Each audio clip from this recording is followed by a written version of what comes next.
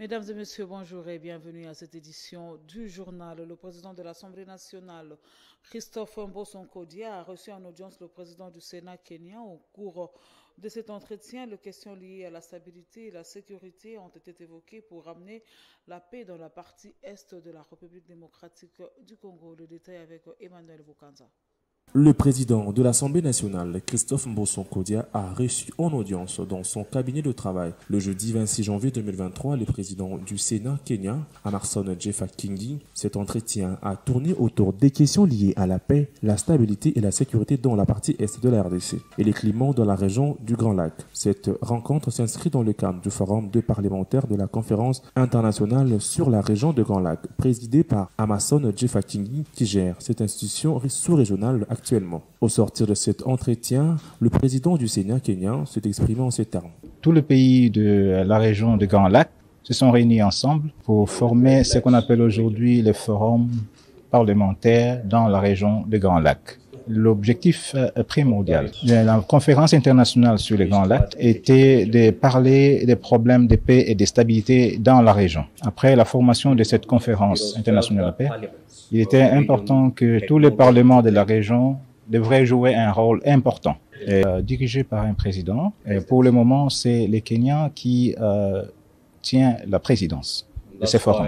Et c'est pour cela que nous sommes à Kinshasa. En visitant le forum, le siège des forums en RDC, j'en ai profité pour venir visiter mon collègue président de l'Assemblée nationale de la RDC, afin que nous parlions de tous ces problèmes sur la paix, la stabilité et tout ce qui se passe en RDC et même dans la région. Et nous sommes convenus qu'en tant que Parlement, nous devons vraiment se mettre et s'asseoir pendant que la région se brille. C'est vrai qu'à un certain moment, c'est les conflits dont on parle, les conflits dans la partie est de la RDC. En tant que Parlement, nous devons jouer un rôle pour être sûr, s'assurer que la paix soit restaurée. De son côté, Christophe Mbosso-Nkodia salue l'implication de troupes kenyanes dans la restauration de la paix à l'est de la RDC. Je remercie mon collègue et la délégation qui l'accompagne, parce que dans cette lutte contre l'agression, les forces kenyanes nous accompagnent. Et pour qu'une force d'un pays étranger entre dans un autre pays, il faut quand même l'accord souvent du Parlement du pays. Le Kenya n'est pas parmi les pays qui nous agressent. C'est le Rwanda et son complice, l'Ouganda, qui nous agresse. Notons que Kinshasa abrite les sièges du Forum parlementaire international du Grand Lac et cette institution a pour mission la mise en œuvre des résolutions de la conférence internationale dans le Grand Lac sur la paix et la stabilité dans la région. À la primature, le Premier ministre Jean-Michel Sama Lukonde a présidé une réunion du comité préparatoire ce jeudi 26 janvier 2023 concernant l'arrivée du pape François à Kinshasa et note une évolution positive des préparatifs en rapport avec la venue du souverain pontife sur le sol congolais. Véronique Mwanabana. En sa qualité de président du comité d'organisation de l'accueil du pape, le Premier ministre Jean-Michel Sama Lukonde a présidé ce jeudi 26 janvier 2023 à l'immeuble du gouvernement la réunion hebdomadaire d'évaluation en vue de voir le dernier détail avant l'arrivée du souverain pontife prévu pour le 31 janvier prochain. Le ministre de la Communication et Médias, Patrick Mouyaya, appelle pour sa part tous les Congolais, catholiques ou non, à réserver un accueil dû au rang en sa qualité du chef de l'Église et de chef de l'État du Vatican. Alors nous sommes à 5 jours de l'arrivée du Saint-Père. Nous ne pouvons pas nous permettre de perdre encore des heures parce que nous voulons nous rassurer que tout est en place. Et comme vous le savez, le Premier ministre, c'est lui qui est le coordonnateur, si vous voulez, du comité d'organisation qui reprend les différentes commissions. Il était donc dès son devoir, malgré la fatigue, malgré la marche de Lubumbashi, de venir se rendre compte de l'évolution de travaux. Vous avez été avec nous à l'aéroport de Ndolo, qui est le site principal. Vous avez vu que tout est presque fait prêt. L'ingénieur Jésus pourra vous dire ce qu'il en est. Nous sommes venus au stade de Martyr, mais au regard de l'heure, on ne peut pas visiter les autres sites, notamment le Palais de la Nation, l'Annonciature. L'idée pour nous, c'est de réserver les meilleurs accueil possible au pape. Vous savez que nous sommes le premier pays catholique en Afrique. Il est important que l'accueil que le pape recevra ici reste gravé dans sa mémoire et dans la mémoire de l'Église. C'est pour ça que nous mettons de petits plats sur les bancs. signalant que cette réunion a connu la participation de quelques membres du cabinet du Premier ministre, le commandant de la police de la ville de Kinshasa et autres autorités ont pris part à cette réunion.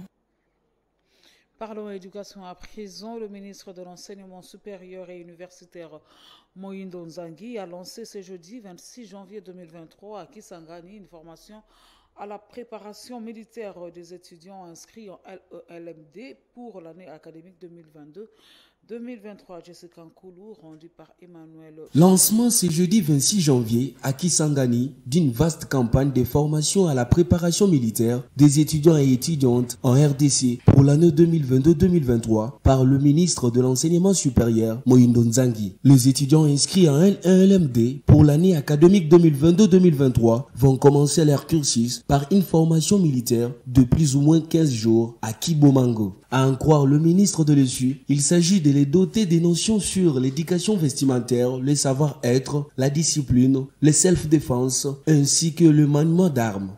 Lancé par le président de la République, son Excellence Félix-Antoine Tshisekedi Tshilombo, le 3 novembre 2022, considérant la déclaration des parties prenantes du secteur de l'enseignement supérieur universitaire du 15 novembre 2022, considérant les travaux préparatoires organisé avec les services compétents du ministère de la Défense nationale et anciens combattants. Là, c'est jeudi 26 janvier 2023, à partir de la ville de Kisangani, le début des travaux préparatifs de la formation militaire pour les étudiantes et étudiants de la République démocratique du Congo. Je dis et je vous remercie. Je voudrais ici préciser que cette formation va concerner pour cette année académique les étudiants qui sont en année de recrutement. Donc les étudiants de LELMD et les étudiants des préparatoires. C'est avec eux que nous allons commencer la première cohorte. Je voudrais vous donner la deuxième précision. Les étudiants ne vont pas devenir automatiquement des militaires. Ils n'iront pas au combat. Ils vont être formés. Mais ceux qui auront la vocation de faire l'armée vont recevoir des informations tactiques et vont intégrer les forces armées. Mais pour tous les autres, c'est une formation à la préparation militaire pour nous donner les capacités à tout moment d'être appelés par notre nation pour la défendre. Et lorsqu'ils sont appelés, parce qu'ils vont constituer des réservistes, ils subiront d'autres types de formations tactiques qui vont les permettre de faire face au combat. Il est important de rappeler que la proposition de soumettre les étudiants à une formation militaire est l'œuvre des acteurs de l'ESU, au regard de la menace qui pèse sur l'intégrité du territoire national. Vous avez sans doute reconnu la voix de François Emangué. À l'EPST, le ministre de l'Enseignement primaire, secondaire et technique, Tony Mwaba Kazadi, a effectué ce jeudi 26 janvier 2023 une visite surprise dans les établissements scolaires du Congo central aux questions de se rendre compte des conditions d'apprentissage des élèves. Jessica Nkoulou, rendu par Emmanuel Bokanza. Dans le Congo central, le ministre de l'Enseignement primaire, secondaire et technique, Tony Mwaba Kazadi, poursuit ses visites surprises dans les établissements scolaires. Question de se rendre compte des conditions d'apprentissage des élèves. Sur le champ, les patrons de l'EPST ont pris des mesures disciplinaires contre les préfets de certains établissements. D'abord, il faut relever que c'est dans la continuité du travail de terrain, tel qu'exigé par le chef de l'État et président de la République, Félix Tshisekedi. Nous sommes ici au Congo central pour deux activités. La première, c'est la grande messe ou la grande réunion que nous avons avec tous les inspecteurs itinérants, inspecteurs pôles et les inspecteurs provinciaux. Ça sera à Boma demain. Dans le cadre du réveil de la trilogie inspectorale, nous voulons réveiller l'inspection scolaire à jouer pleinement son rôle parce que c'est l'instrument sur lequel nous nous appuyons pour travailler sur la qualité de l'enseignement. Et ça sera pour demain. Signalons que le professeur Tony Mwabakazadi a visité plusieurs écoles, comme prévu, notamment l'école Banza, les groupes scolaires Horizon, l'épée Jeska, ex-Athénée Royal, ainsi que l'épée Ntsumbu Makumbu. Parlons sport à présent. Le ministre des Sports et Loisirs a transmis copie pour information à Monsieur le Président de la FECOFA pour lui éclairer sur la participation de la sélection à prime de la République démocratique du Congo à la 7e édition du CHAN Algérie 2022. François Emangue nous en dit plus.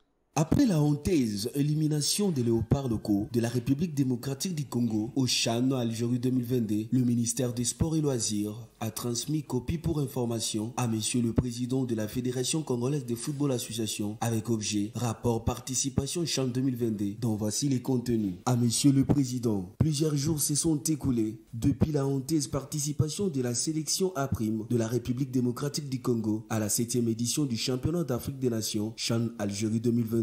Sans que les gouvernements ne puissent être éclairés sur les circonstances réelles de cette débâcle malgré les énormes moyens consentis. Je vous enjoins de me déposer dans les 24 heures le rapport complet de notre 11 national et des circonstances ayant conduit à cette élimination précoce. Bien plus, des informations en provenance de l'Algérie où je viens de séjourner font état de l'audition devant le jury disciplinaire de la CAF, du secrétaire général de votre fédération et d'une probable disqualification de Léopard I-23 engagé par votre demande express auprès du ministère des Sports et Loisirs aux éliminatoires de la Coupe d'Afrique des Nations 2023. Je vous demande de m'éclairer dans le plus bref délai sur cette question. Veuillez agréer, Monsieur le Président, l'expression de mes sentiments sportifs. Signé Chembonkonde Serge. Notons qu'après cette notification, une réunion technique aura lieu ce vendredi 27 janvier au siège de la Fédération congolaise de football association en présence du président AI de cette instance ainsi que le sélectionneur principal de Léopard A',